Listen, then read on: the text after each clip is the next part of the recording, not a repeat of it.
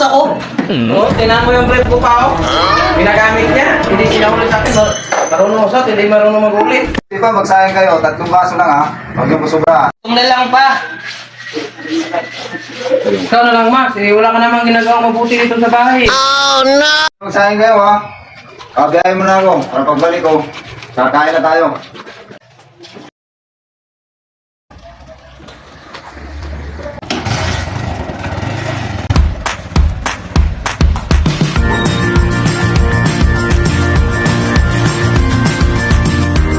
Laki-laki na katawan mo. Wala ka nang magawa dito sa bahay. Makakailangan kayo. Yan naman ang alam mo sa buhay mo eh. Gumala ng gumala dito gagawin ka sa bahay. Hindi ka tumulong. Ako na lang palagi. Tapusin sa buhay ko. A few moments later. Ang oras na.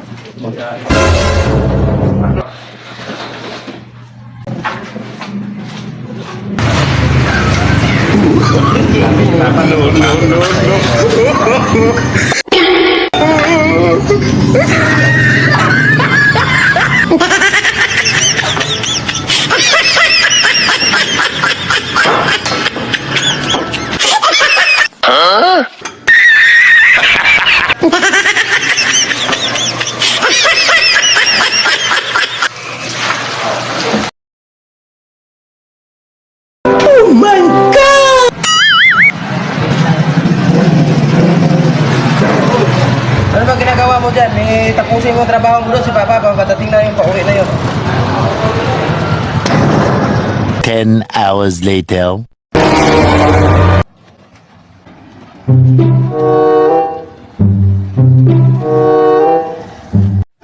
Ano, tapos na kayo sa trabaho nyo? Alam mo na lang din sa istong pa. Luto na ba yung kaya mo? Pa, luto na yun pa. Pwede na yun pa. Kagaya na tayo. Sige, kaya na tayo. May dala akong ulam doon. Halika,